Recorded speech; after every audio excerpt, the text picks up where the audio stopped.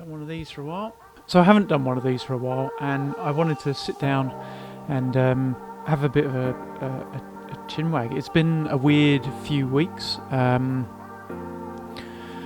I lost complete motivation, which I think, like, it's obviously bad. It's not a great thing to do when you're trying to run a business, and it happens.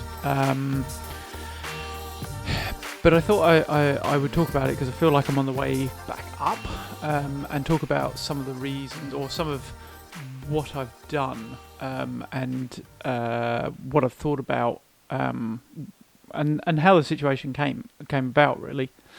Wow, this is not a strong start. I think normally I've had like a little bit of beer. It's a Friday, and I'm good to finish. This is actually a Wednesday, for once. So let's give a bit of a backstory. So we were massively busy. There was a lot of projects going on, and I think I spoke about that in one of the other like little podcasty, vloggy things that I seem to do for this channel. So I basically worked my arse off to get that done, and try and keep clients on board. A few of them I had to like apologise to, but we seem to have brought that back, which is really good. And then basically there doesn't seem to be a lot of work on. So we've had like loads, and then nothing. And at the same time as the nothing, the kind of the tail end of finishing things up. I should recheck my settings. Yeah, I think we're good. That was a real rookie boo-boo there.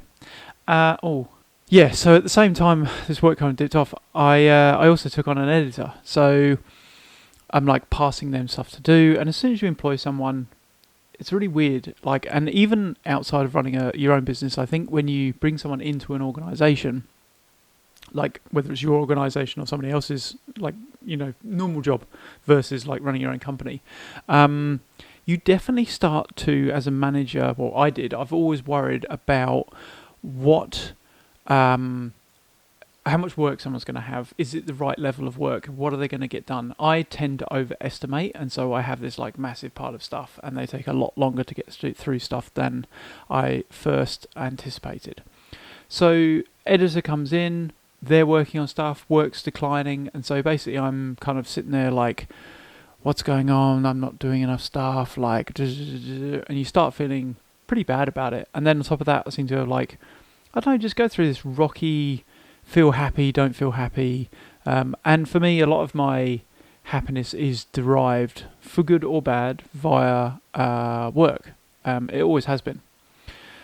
So there's kind of that going on. And at the same time, I recognise that I need to kind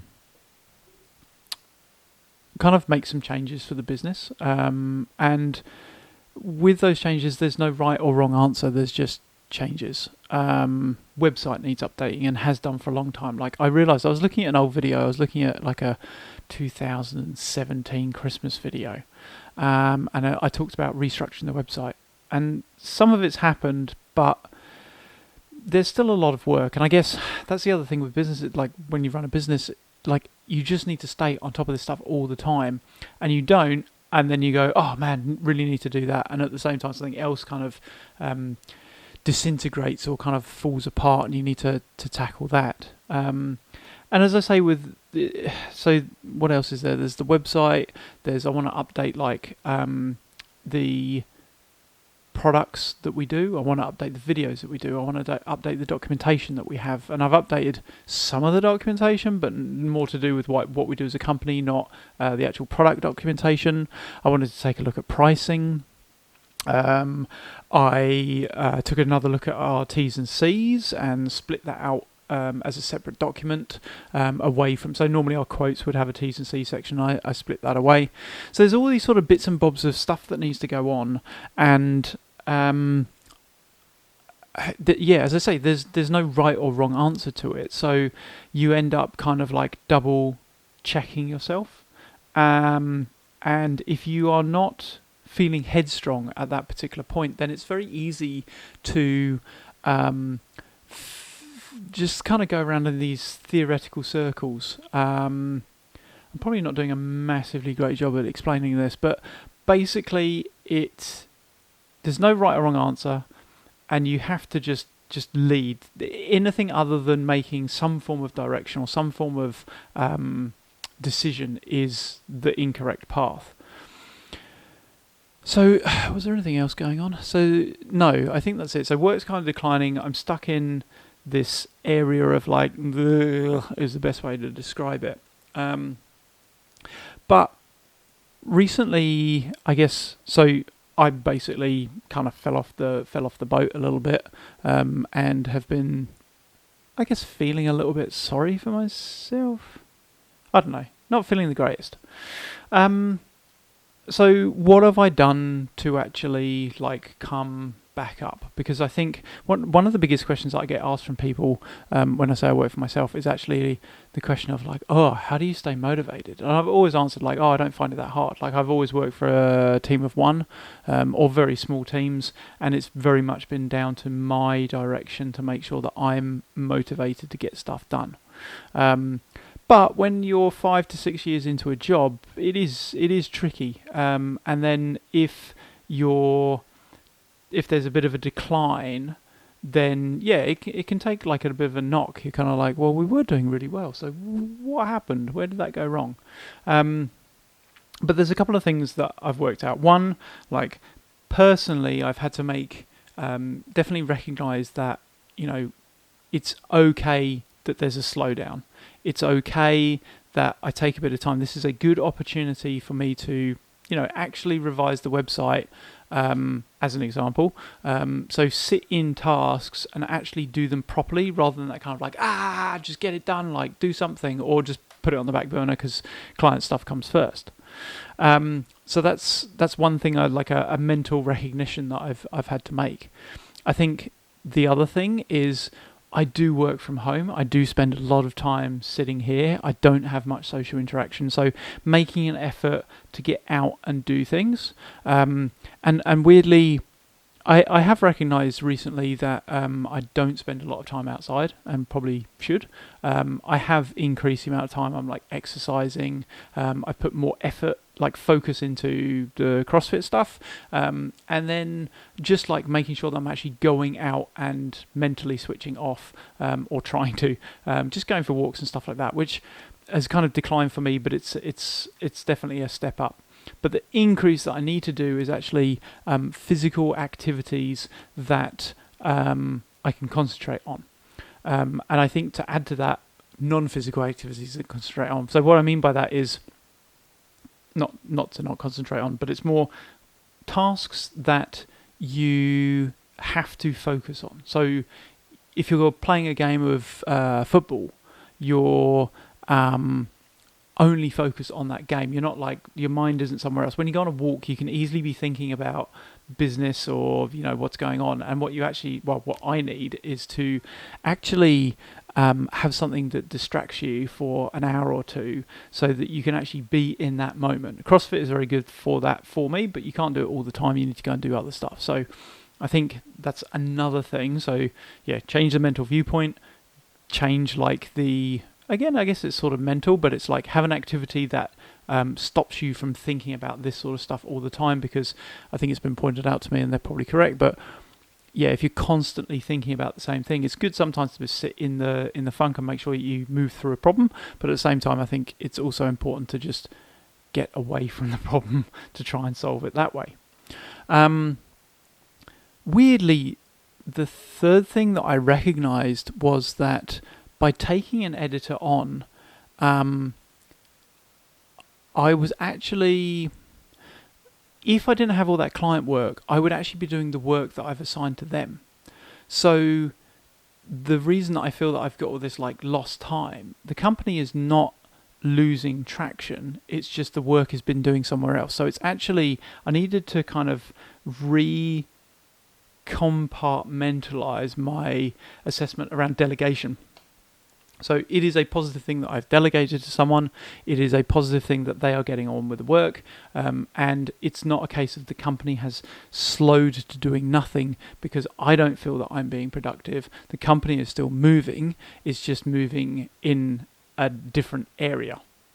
So yeah, that was an interesting revelation. And I think perhaps that's a step forward with regards to how I actually have released a bit of control with regards to delegation, because I do control quite a lot around my company, and because it's important to me.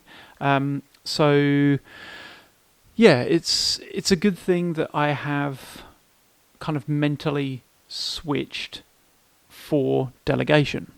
So I think those sort of three points that I've talked around are how I feel that I've kind of brought myself back out of a bit of a low point. And I'm now kind of sitting in and out of things and recognizing that, I guess I've talked about this before, but I want to take the company to the next level. And to do that, I think there's kind of all these little pieces that I need to bring together, whether it's the way that the brand is communicated about on the website, how I present and represent my product, and that kind of breaks down into both how we actually work and the I hate to do it, but the gear that we're shooting with. Oh my God, we're going to talk about gear. So yeah, I've been talking about taking the business to the next level, but I think the biggest things that I've noticed, they're twofold. So the first is that potentially I do need to invest in a little bit of gear. So as an example, I have recently bought a new lens. Congratulations, you're now watching. Oh, this is actually the first piece shot on this lens. Amazing. Now I bought a replacement lens basically because I have battered the crap out of my previous one. It's got scratches and all sorts of stuff, and I'm getting to the point where it is getting noticeable on footage, and I've been kind of justifying it to myself to not spend the money on a new lens, but it's like, yeah, I don't know, it's going to be one of these things that I just look back on and I'm like, this is so stupid. The lens that I now have, so the old lens, is it kicking around? It's somewhere. It's, hang on, let me find it. So this is my old lens, and the issue with it is that the lens itself is very bulbous. And what's happened is there's no way of protecting this particular lens because it's so convex, I believe is the right one, as opposed to concave. Because it's so convex that you can't put a filter over it or anything like that. So what I've actually done is upgraded to a similar lens. It's a slightly different focal length, but hopefully, not hopefully, that lens does not have the same convex problem. So that means that we've actually put a filter on it. I've bought a couple of better, nicer filters to replace out others as well as to protect this lens. And hopefully what it means is that I can basically better protect that lens, and therefore we're not going to have the sort of damaged footage that has made me unhappy in the past, and it's starting to make clients unhappy. And in line with that, I guess I've been thinking more about protecting equipment.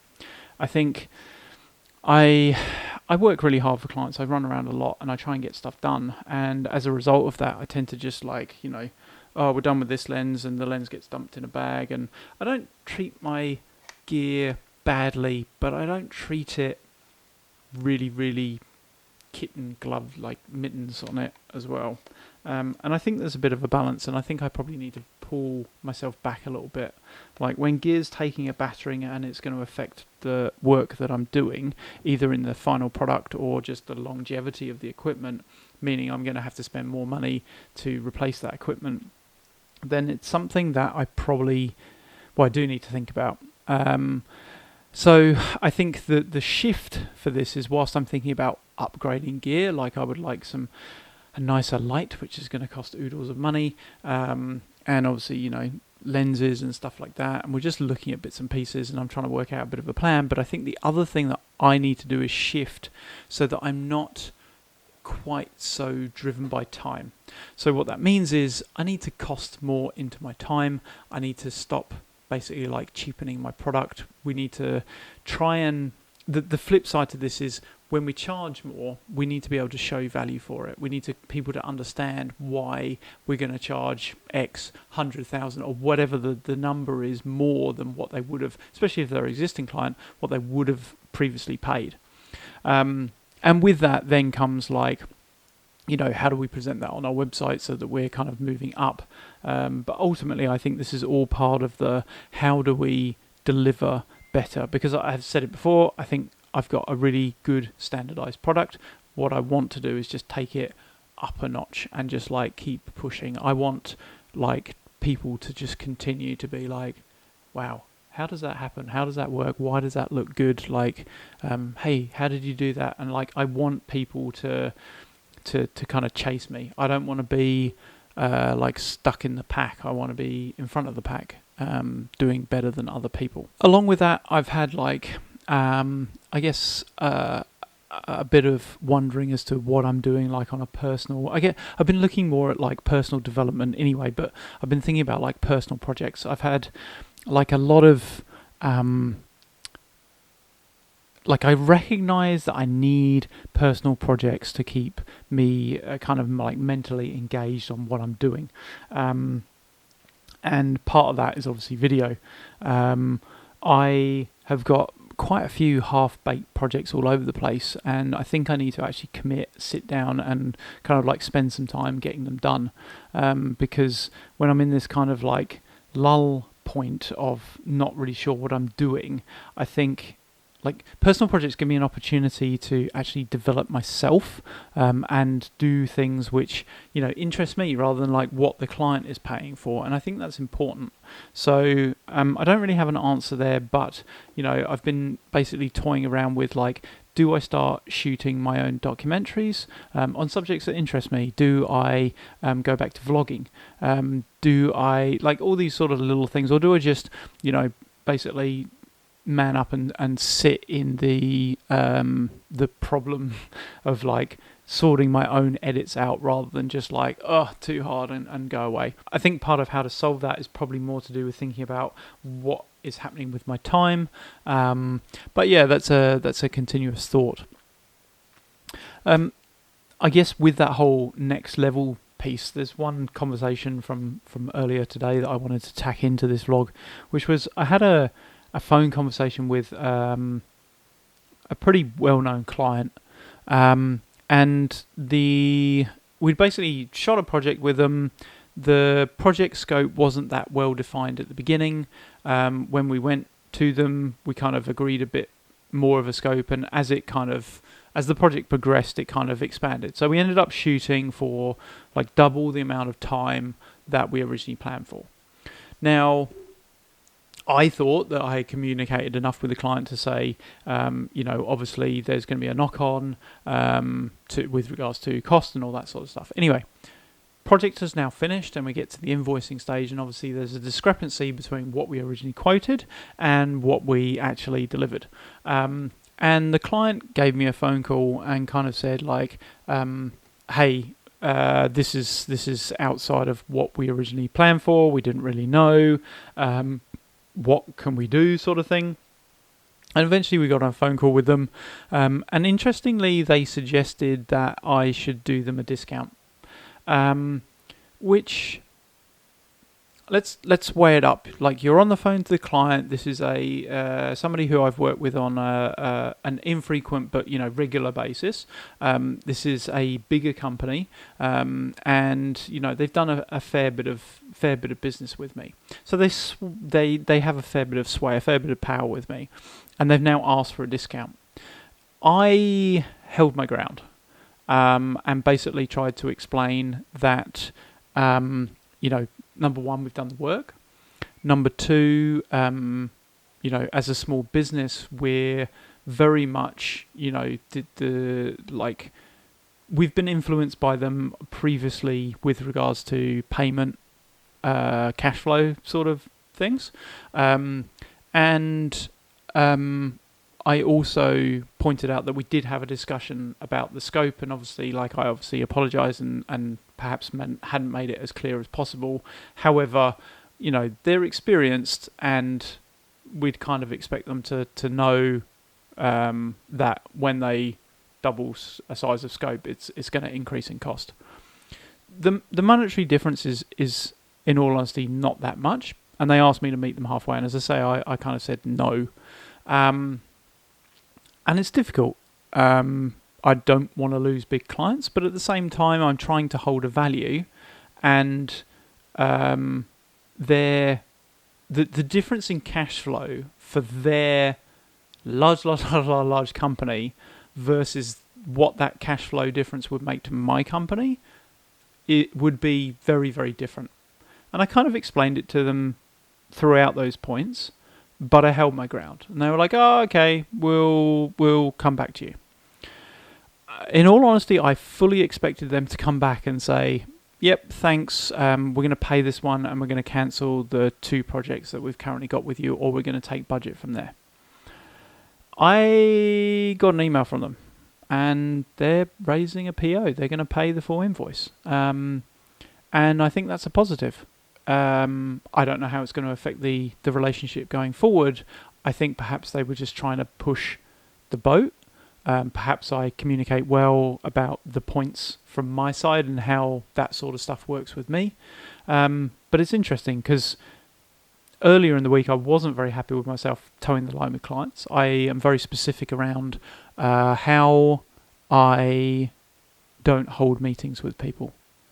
I don't hold meetings with people because unless they're signed on commercially with us, we tend to get a lot of tire kickers, and to waste half a day out of my schedule for someone to basically suck their teeth, me writing them a quote, meeting them, buying the coffee. There's enough. One of the reasons that we do pricing on the website, one of the reasons that we have all of the work pretty much on the website, is because it helps us to stop having meetings. But I agreed to have a meeting with this client, and I felt bad from it because I literally decided to have that meeting because we're not that busy. And I was like, I should do this because we're not that busy. Now, it seems like a positive meeting. I've provided a quote, and we'll wait and see. But it's ever the case that work may not happen. So I guess with every positive, like with every negative of earlier in the week, there's a positive where I have held my ground, and I think that's important. So, yeah, I guess if you are a random person who's watching this and blah, blah, blah, my usual spiel about this is really designed for me to look back on. I think the lesson that I'm taking away, I need to reinforce with myself yet again, is it's okay to say no. It's okay to hold a ground. It's okay to hold your value. Do it in a reasonable and non-confrontational way, but it's okay for them to approach, and it's okay for you to say no. There's no way that you would walk into Bunnings or Macca's and be like, oh, actually, can I give you half that price and you meet me? They're just going to say no. So the only reason this is happening is because I'm an individual and they can I'm a person who they can approach. You wouldn't get that anywhere else. So, yeah, I think it's again a problem of the creatives. But yeah, I'm pretty happy with how that has kind of worked out. So, although it's been a time delay, we will actually get paid the full amount for that. And I don't know, maybe it'll have an impact on the relationship, maybe it won't. Anyway, I think that's probably enough waffling from me. Like I say, I've been kind of in this slump. I feel like I'm coming out of it, but I think part of what I wanted to record is not that it's all sunshine and lollipops and rainbows, and I've used that title and a thumbnail very similar to that before. I want to be honest and try and capture different bits of my business journey, and I've kind of wanted to sit down and talk about these things, but haven't had the right points in my head to actually sit down and talk about this. But yeah, I think I've got to sit inside this level of funk, this for a little bit longer, and just try and work my way out. I think I've got to be less critical of myself, the fact that I have taken my foot off the gas a little bit, but let's face it, no clients' projects are suffering at the moment, so that's a positive. And I think generally my like mental direction is heading in the right way, and that's a positive. We're in a period of change, and it's okay that things feel a little bit wibbly wobbly and off kilter at the moment. Anyway, as always, these videos aren't for anyone but me, but if you are watching, then thank you for watching, and as always, I'll see you in the next video.